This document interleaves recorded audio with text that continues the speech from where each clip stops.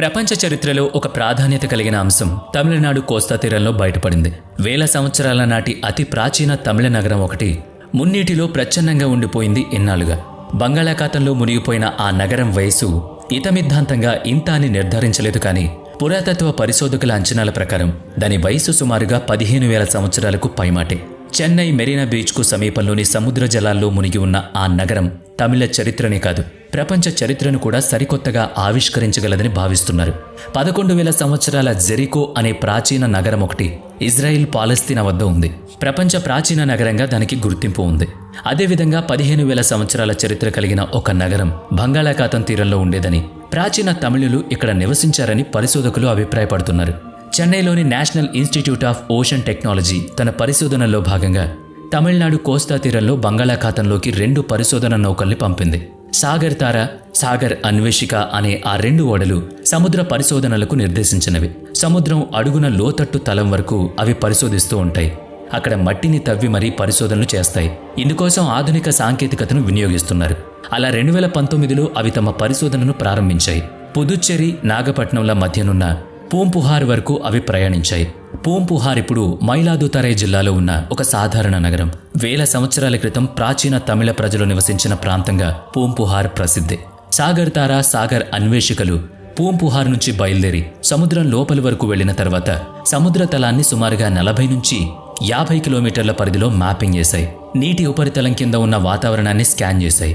భారతీదాసన్ విశ్వవిద్యాలయం ఇంకా అనేక ఇతర విశ్వవిద్యాలయాలు సైతం ఈ పరిశోధనల పట్ల ఆసక్తికరంగా ఉన్నాయి. తీరం నుంచి 40 నుంచి 50 కిలోమీటర్ల దూరంలో సముద్ర జలాల లోపల ప్రహరీ గోడలు కలిగిన ఇళ్లు కనిపించాయి. తీరానికి 11 కిలోమీటర్ల దూరంలో సముద్రం లోపల శిథిలమైన స్థితిలో నౌకా రేవులు కనిపించాయి. కనీసం 70 నుంచి 80 నౌకల్ని ఒకేసారి లంగరు వేసి నిలపగలిగినంత విశాలమైన ఓడరేవు అది. ఇక దీపస్తంభం అంటే లైట్ హౌస్ కూడా ఉందక్కడ. మరి నౌకాయానం చేసిన ప్రాచీన రాజవంశాల గురించి చరిత్రలో వెతికి చూశారు. చోళ రాజవంశం కావేరీ పూం పట్టణాన్ని ఏలిన సంగతి చరిత్రలో ఉంది. పూంపుహార్ అని ప్రస్తుతం పిలువబడుతున్న ప్రాంతం అదే.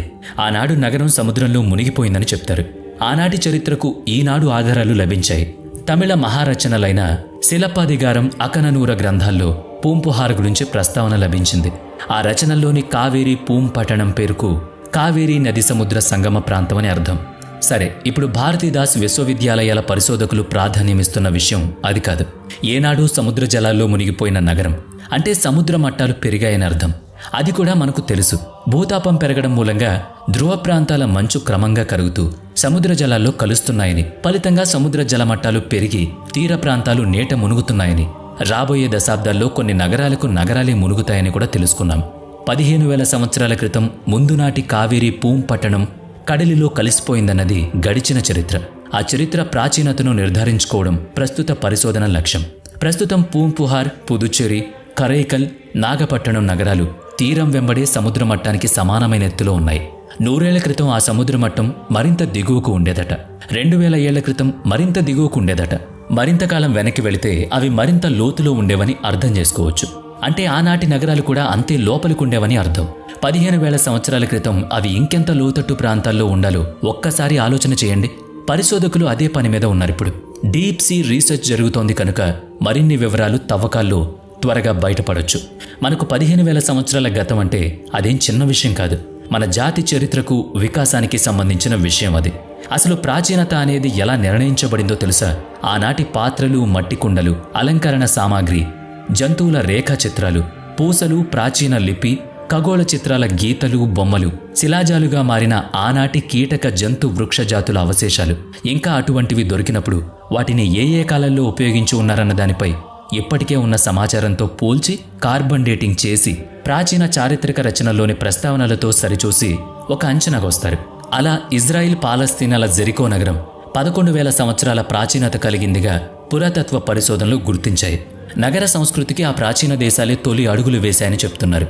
అయితే భారతీదాసన్ విశ్వవిద్యాలయ పరిశోధనల్లో 15,000 సంవత్సరాల పూర్వమే పూంపుహార్ ప్రాంతంలో ప్రహారీ గోడలు కలిగిన ఇండ్లు ఉన్నట్టు కనుగొన్నారు. ఈజిప్ట్ సముద్ర తీరంలో మాదిరిగా పూంపుహార్లోనూ లైట్ హౌస్ ఉందన్నారు. పదుల సంఖ్యలో ఓడలు నిలపగలిగే ఓడరేవులు ఉందని చెప్తున్నారు. వాటి వాస్తవిక వయసు తెలియాలంటే పరిశోధనలు పూర్తి కావాలి. ఈ లెక్కన ప్రపంచంలో తొలి నగరవాసులు, నగర సంస్కృతి తమిళ ప్రాంతంలో ఉద్భవించినట్టుగా చరిత్రను సరిచేయాల్సి వస్తుంది. అప్పుడు కావేరీ పూంపట్టణం చరిత్ర పుటలకెక్కుతుంది. వినడానికే మహా అద్భుతంగా, గర్వంగా అనిపించడం సహజం. తమిళులు ఎటూ సంతోషిస్తారు, సాటి భారతీయులుగా మనం కూడా ఆనందించాలి. చరిత్రను ప్రోగు చేసి నిర్మించడానికి పురా పరిశోధనలకు కోట్లాది రూపాయలు ఖర్చవుతుంది. అందుకే మన దేశంలో పురాతత్వ తవ్వకాలు దశాబ్దాల పాటు కొనసాగుతూ ఉంటాయి. వాటికి నిధులు కేటాయింపు ప్రభుత్వమే చెయ్యాలి కనుక వాటి సర్దుబాటుకు చాలా సమయం పడుతుంది. ఇప్పుడు ఈ విషయంలో కూడా మరింత సమయం పడుతుందని చరిత్ర పరిశోధనల పట్ల ఆసక్తి కలిగిన వాళ్ళు అంటున్నారు. సరే, ఇప్పటి వరకు మన వద్దనున్న చారిత్రక ఆధారాలను బట్టి చూస్తే ఏం తెలుసుకోవచ్చో ఒకసారి చూద్దాం. ప్రాథమిక పరిశోధనల ప్రకారం కావేరీ పూంపట్టణం కనీసం 2000 లేదా 2500 ఏళ్ల క్రితం నీట మునిగుండాలి.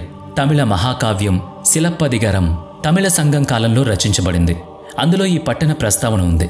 ఆ కావ్యం వయసు సుమారుగా 2000 సంవత్సరాలు. గ్రీకుల గ్రంథం ద పెరిప్లియస్ ఆఫ్ ద ఎర్త్రియన్ సీలో కూడా పూంపుహార్ నగర ప్రస్తావన ఉంది. పడమటి దేశాలతో వర్తక వాణిజ్యాలు భారతదేశానికి కొత్తేం కాదు కనుక ఆనాటి వాణిజ్యవేత్తల ప్రస్తావనలతో సదరు గ్రంథాల్లో మన నగరాల పేర్లు, విశేషాలు నమోదు చేసుంటాయి.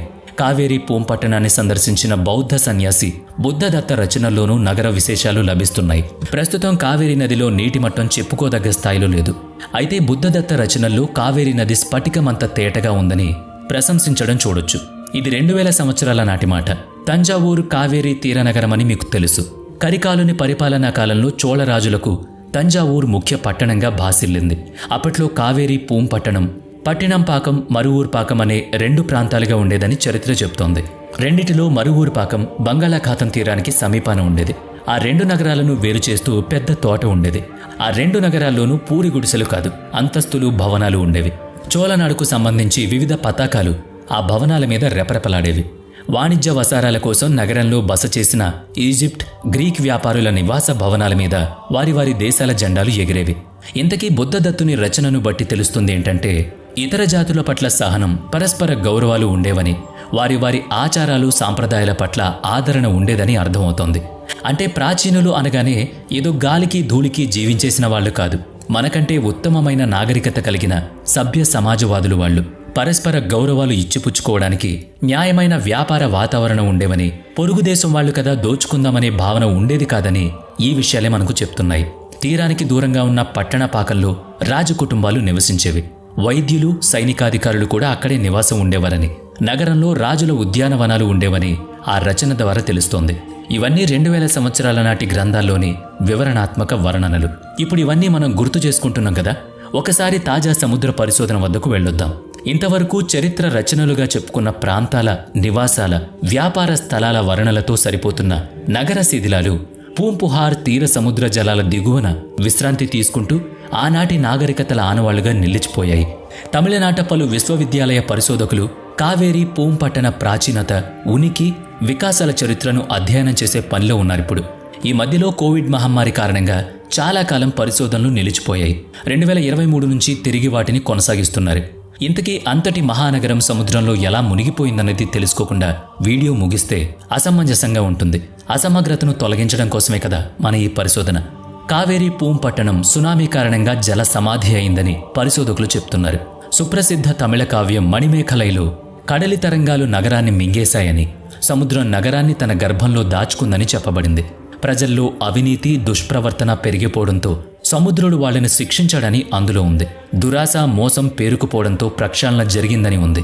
కట్టు తప్పితే దండం విధించే అధికారాన్ని ప్రకృతి తన ఆధీనంలో ఉంచుకుంటుందని రాయబడింది. నివాసాలు, ఆలయాలు, వాణిజ్య ప్రాంతాలు సమస్తం జల సమాధి అయిపోయాయి. బహుశా ఓ 2000 సంవత్సరాల క్రితం గొప్ప సముద్ర ఉప్పెన ముంచుకొచ్చి సదరు నగరం కొట్టుకుపోయి ఉంటుంది. మునిగిపోయి ఉండాలన్నది కూడా పరిశోధకుల అంచనా. అలా ఆ భూభాగం కూడా సముద్రపు ముంపుకు గురైంది. మరికొందరి వాదన ప్రకారం సముద్ర జలమట్టం పెరగడం మూలంగా తీర ప్రాంత నగరాలు జలసమాధి అయ్యుంటాయని చెబుతున్నారు. ఏదైనా గానీ సముద్రపు ముంపుకు గురి కావడం అనేది మాత్రం సత్యమని తెలుస్తోంది.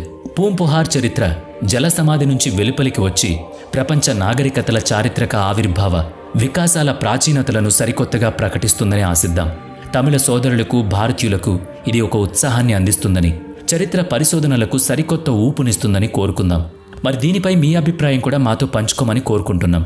తమిళ ప్రాంతంలోని బంధుమిత్రులు ఎవరైనా ఇందుకు సంబంధించిన మరిన్ని వివరాలను కామెంట్ బాక్స్లో తెలియజేయచ్చు. వీడియో నచ్చితే లైక్ చేయండి, షేర్ చేయండి. ఇప్పటివరకు మన ఛానల్ని సబ్స్క్రైబ్ చేయనట్లయితే ఇప్పుడే సబ్స్క్రైబ్ చేసుకుని పక్కనే ఉన్న బెల్ ఐకాన్పై క్లిక్ చేయండి. నెక్స్ట్ వీడియోలో మళ్ళీ కలుద్దాం. Thanks for watching.